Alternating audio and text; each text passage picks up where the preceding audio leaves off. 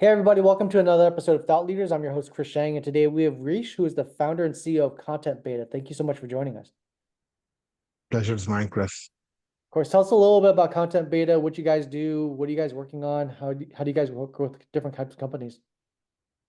So, Content Beta is a creative as a service for B2B SaaS. So, we work with SaaS marketing teams, help them create content for marketing, product marketing, and customer education.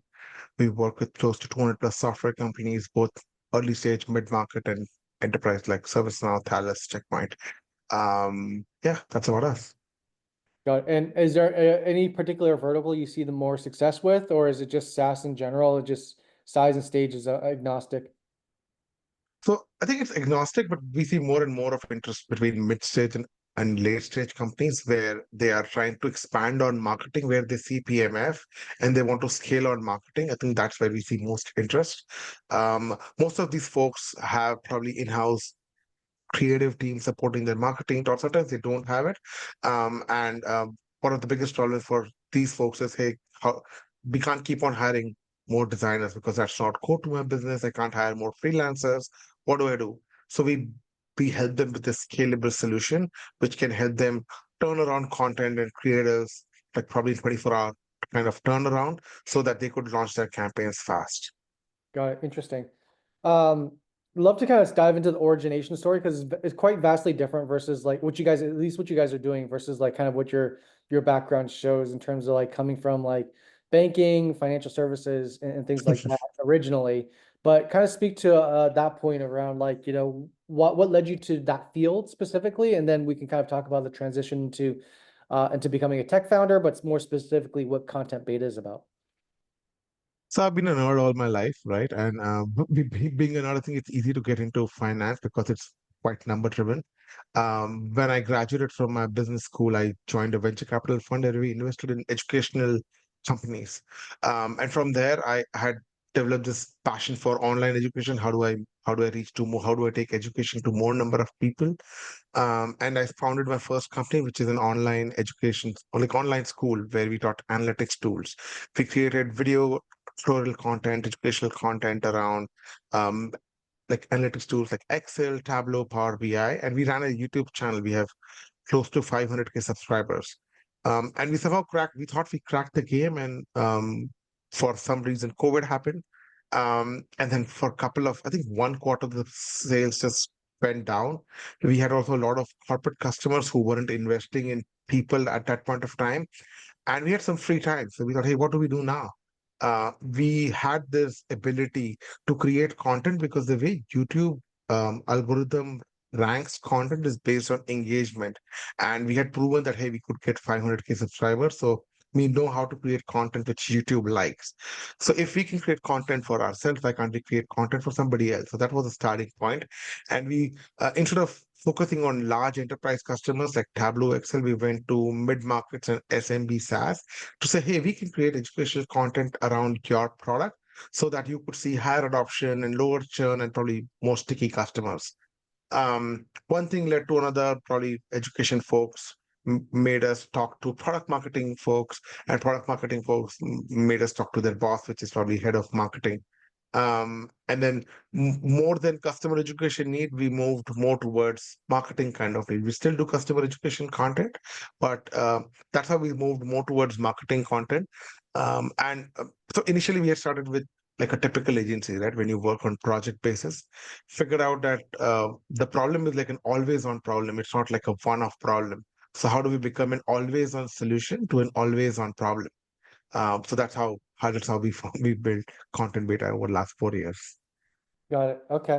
And what has the journey been like going from, like an individual contributor to then like becoming a founder, becoming an entrepreneur? Obviously, you're wearing a lot of different hats once you make that jump. There's a lot of things outside just the kind of the core business and building the core business fundamentals, to running a business, right? So you end up becoming, especially in the early stages, like, you know, understanding the legal, taking on the accounting, which is you're something I'm probably more familiar with, but then the technical aspect where you may or may not have more familiarity with it. How do you upskill yourself rather quickly to shoulder a lot of these different hats? And what's kind of been like a skill that you've picked up along the way that you never thought you would, but ended up having like a strong emotional disposition towards, either love or hated? Yeah, I'm in love with it. So I picked up sales. Probably I'll start with the last question first. Sure. So most analysts are what desktop analysts, right? I mean, you just sit on your desk and you do the work. Yeah. Probably you present it to somebody like an investor or an LP. But when you start a company, you've got to wear multiple hats and you hustle. And especially at the early stage, you don't have a lot of money, right? To hire Yeah. specialists to do your work. Yeah. So that's how I started, and probably I had a co-founder who was good at content, and I was good at doing the number crunching, right? Because that's what my background was. So I looked at digital marketing, which was more objective as opposed to subjective. So that's how I transitioned towards when I founded my company. But along the way, I had picked up B2B sales, right? Um, and being from a corporate world, I imagine how many sales emails I got every day, and found out why don't somebody do some hard work and show me that they have really worked hard to get my attention. And probably first few of my sales campaigns were exactly like that, right? And nobody would talk to me. Probably they would even mark spam, or probably like stop emailing me. But I learned copywriting, and mostly on LinkedIn. That there are a lot of great thought leaders. You have Josh Brown, you have Chris Voss, and you learn the language, how people talk. People love to be listened to instead of becoming like a pushy sales guy. Yeah. And that's what I'm passionate about. I still now I can afford to hire specialists. So initially, when transitioning, we got more generalists when we were growing, because we can't hire like specific role for specific function. But now we're in a position that we could hire specialists for specific function, and they could build their own team under them. But still, I'm not able to give up on sales because that's what I feel passionate about. And writing copies for like prospecting and thinking about prospecting campaigns still excites me. Very cool. Awesome. So then, speaking with content beta and what you guys are doing now in terms of like helping larger companies scale up content, um, there's a lot of moving parts, right? So and there's a lot of talk around AI and how that's helping with content and marketing. How do you think about that? How has that changed? Maybe speaking more so to, yeah, what you've noticed in the developing of your vertical and your industry in the past like couple of years, and how fast are things moving for you? So we're gonna touch base AI last, but the so one of our pitches basically, hey, the need of compelling creative has never been greater, right? Your campaign performance you're running for marketing relies heavily on creative, and it has to be refreshed. That's the reality of today. Yet, 82% of creative teams say that they cannot keep up with demands, and two-thirds of the in-house creative teams and marketing teams, they say, hey, we don't have time to think because we're already working on some social media posts, some infographic, some white paper. So, how does the business solve for this? How do you equip your marketing teams, your sales teams, your product teams with assets that they need to perform without burning your internal creative team? So we built this solution for SaaS because it's a SaaS. They understand creative as a service. It's kind of a subscription model that gives a dedicated team to marketing and sales teams of our customers. And it's like an always on solution to an always on problem, right? So the whole problem of traditionally working with agencies, but hey, you get them on Zoom calls, back and forth feedback, lots of big email threads. So we built a platform which makes this entire experience easy. Uh, it includes everything from creating new requests to giving feedback to collaborating with their team members, frictionless and hassle-free. And the overall pricing, the industry benchmark is, hey, you charge X dollars per hour. We made it X dollars per output. That way, it's super transparent. So for somebody that, hey, it's not like I don't know what it will cost till my project is completed. Um, so that's one part. Another part is because we have a lot of skill sets under one roof. Um, m- your creative director will constantly juggle between different teams depending upon your need is.